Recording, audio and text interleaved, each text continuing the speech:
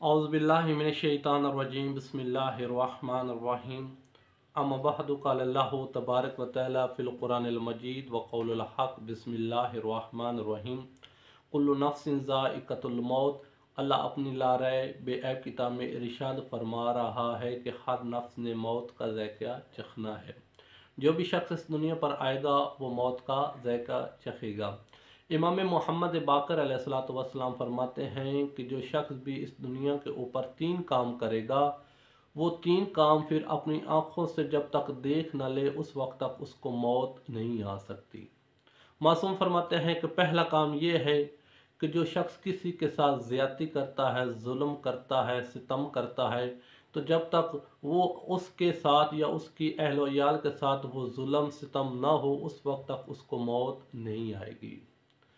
इमाम मोहम्मद बाकर अलैहिस्सलातु वस्सलाम फरमाते हैं कि अक्सर जो बड़े लोग होते हैं वो गरीबों के साथ ज़्यादती करते हैं, चाहे जिस तरीके के साथ भी ज़्यादती हो।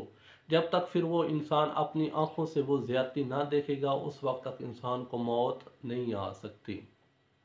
यूँ भी देखते हैं ये जो बड़े लोग होते हैं वो गरीबों की ज़मीनों के ऊपर कब्ज़ा कर लेता है, फिर लोगों के साथ ज़्यादती करना, ऐसे ही गरीबों को थप्पड़ मार देना, ये एक जुल्म है।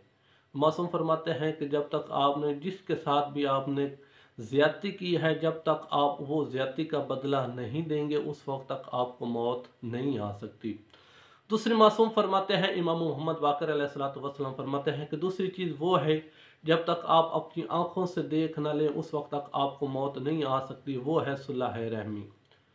अगर आपने रिश्तेदारों के साथ कता रहमी किए, रिश्तेदारों के साथ अपना तल्लुक़ छोड़ दिया, तो मासूम फरमाते हैं कि अगर ये आपने तल्लुक़ अपना रिश्तेदारी वाला तल्लुक़ छोड़ रहे हैं, सुलह रहमी नहीं कर रहे, तो इससे नस्ल भी ख़त्म होने का ख़दशा होता है। अगर हमने अपने रिश्तेदारों के साथ अगर लड़ाई झगड़ा हुआ है तो अगर हम उनके साथ सुलह रहमी करते हैं, उनके साथ ताउन करते हैं, तो इस दुनिया में भी हमें कामयाबी होगी और आखिरत में भी हमें कामयाबी और कामरानी होगी। मासूम फरमाते हैं इमाम मोहम्मद बाकर अलैहिस्सलातु वस्सलाम, तीसरी चीज़ वो है कि झूठी कसम खाना। मासूम फरमाते झूठी कसम खाना अल्लाह के साथ जंग करना है।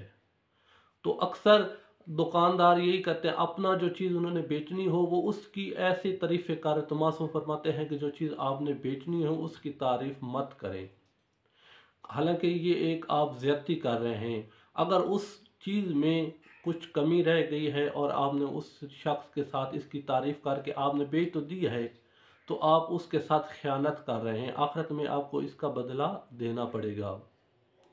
लिहाजा झूठी कसम खाकर अपनी कोई चीज़ आप ना बेचें। अक्सर लोग ऐसे ही छोटी छोटी बातों पर कस्में खाना शुरू कर, उनकी एक आदत बन जाती है, उनको ये नहीं पता होता कि मैं किसकी कसम खा रहा हूँ।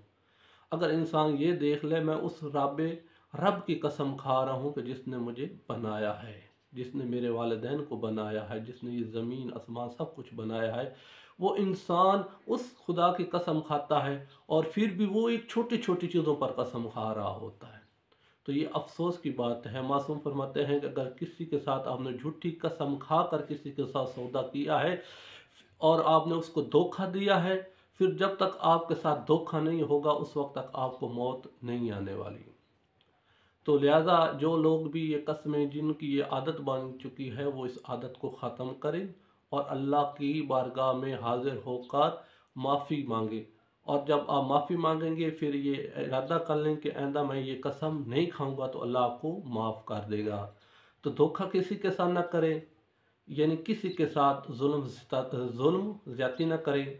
अगर हो सके तो रिश्तेदारों के साथ सुलह रहमी करें और झूठी कसम खाकर अपना माल ना बेचें। अल्लाह हम सबको इन 3 कामों करने की तौफीक अता फरमाए, ताकि हम इस दुनिया में भी अपने जो किसी के साथ जुल्म हो रहा है हम उस जुल्म के साथ ना मिलें, बल्कि हमें हक़ के साथ होना चाहिए। और दूसरी चीज़ ये थी कि हम अक्सर लोग सुलह रहमी नहीं करते, सुलह रहमी तो हमें अपने रिश्तेदारों के साथ ताउन करना चाहिए और फिर झूठी कसम नहीं खानी चाहिए। अल्लाह हमें नेक काम करने की तौफीक अता फरमाए। वस्सलामु अलैकुम व रहमतुल्लाहि व बरकातहू।